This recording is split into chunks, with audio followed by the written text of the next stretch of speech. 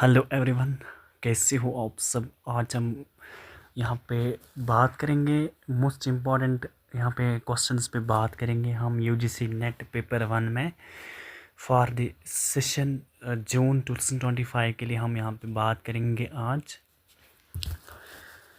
तो स्टार्ट करेंगे हम क्वेश्चन नंबर फर्स्ट यहाँ पे, which the following is not a type of teaching method. Option A lecture method, option B interactive method, option C memorization method, option D experiential learning. Question में पूछा गया कौन सा ऐसा मेथड है जो टीचिंग मेथड में नहीं आता है। तो अगर हम इस क्वेश्चन की यहाँ पर राइट आंसर की बात करेंगे, that is option C memorization method. So memorization method is not a type of teaching method. जो टीचिंग मेथड होता है उसमें जो मेमोराइजेशन मेथड वो बेसिकली इसमें नहीं आता है। बाकी जो यहाँ पे मेथड है lecture method and interactive method, ये टीचिंग में आते हैं, बट मेमोराइजेशन मेथड जो है वो टीचिंग में नहीं आता है। So C is the right answer of the question. Question number 2 पे बात करेंगे। So question 2, the best way to assess student learning is option A oral exams only, option B multiple choice tests, option C a combination of formative and summative assessments, option D focusing on only on written assignments. So अगर हम इस question की यहाँ पर right answer की बात करेंगे, the best way to assess student learning is, कौन सा ऐसा बेस्ट वे है जिसमें स्टूडेंट लर्निंग को एक्सेस किया जाता है। तो अगर हम इस क्वेश्चन की यहाँ पर राइट आंसर की बात करेंगे, that is basically option C a combination of formative and summative assessment. So through formative and summative assessment this is a best way to assess student learning. So C is the right answer of the question. Question number 3, which factor influences teaching the most?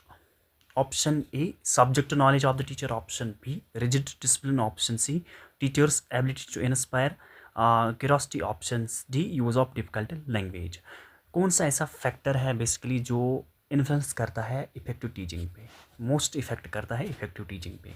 तो अगर हम इस question की यहाँ पर right answer की बात करेंगे, that will be option C, that is teachers ability to inspire curiosity. So C is the right answer of the question, that is teachers ability to inspire curiosity is the most important factor that influences effective teaching.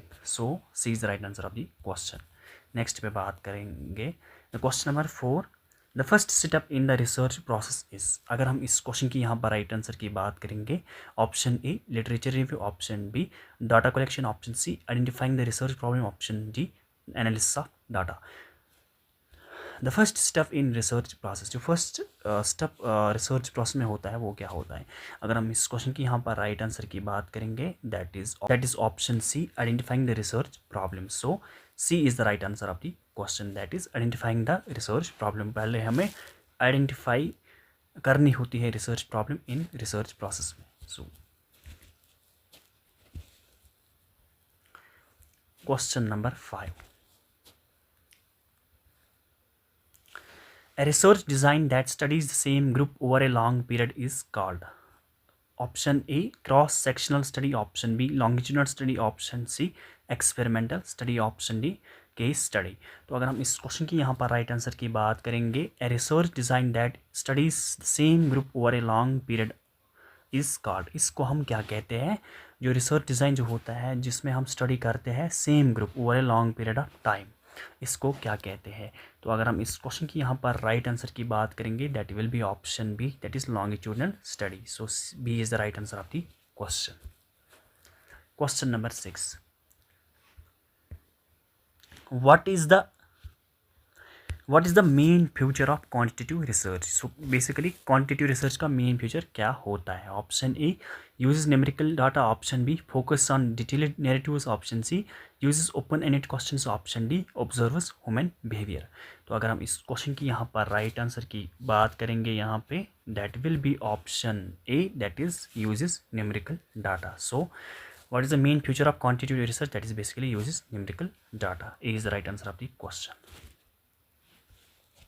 अगर आप चाहोगे आप screenshot भी इस को ले सकते हैं यूट्यूब पे। अगर आपको ये पीडीएफ चाहे तो मैं यहाँ पे डिस्क्रिप्शन में लिंक ऐड करता हूँ। टेलीग्राम लिंक मैंने ऐड की है डिस्क्रिप्शन में, तो उस पे आप जाके टेलीग्राम ज्वाइन कीजिए, वहाँ पे आप ये पीडीएफ ले सकते हैं। तो क्वेश्चन नंबर 7 पे बात करेंगे, which the following is an example of learner centred teaching.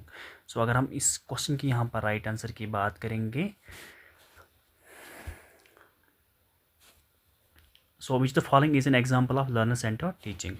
तो अगर हम इस क्वेश्चन की यहाँ पर राइट आंसर की बात करेंगे, rote memorisation option B, interactive discussions option C, one way lecture method option D, dictation of notes.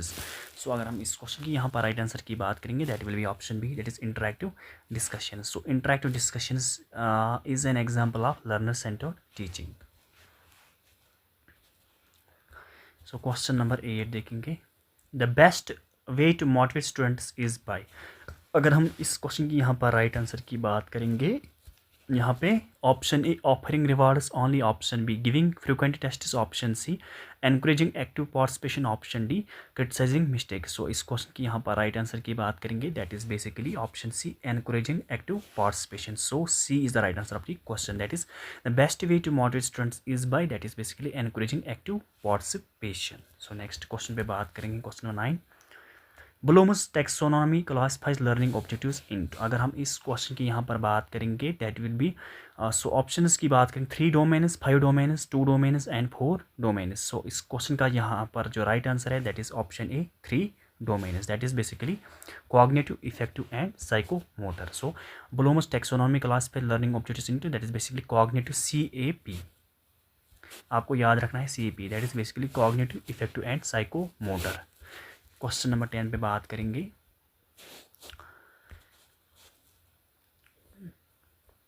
सो यहाँ पे बात करेंगे, which teaching method is most effective for higher order thinking skills. So option A lecture method, option B problem based learning, option C rote learning, option D silent reading. अगर हम इस question की यहाँ पर राइट आंसर की बात करेंगे, that is option B problem based learning. So B is the right answer of the question. So problem based learning is most effective for higher order thinking skills. So B is the right answer of the question. सो अल्लाह हाफिज़। Next video में बाकी question discuss करेंगे, तब तक के लिए अल्लाह हाफिज़। अगर आपको ये वीडियो पसंद आया होगा तो प्लीज़ इस वीडियो को लाइक करना एंड अपने फ्रेंड्स को शेयर करना। अल्लाह हाफिज़।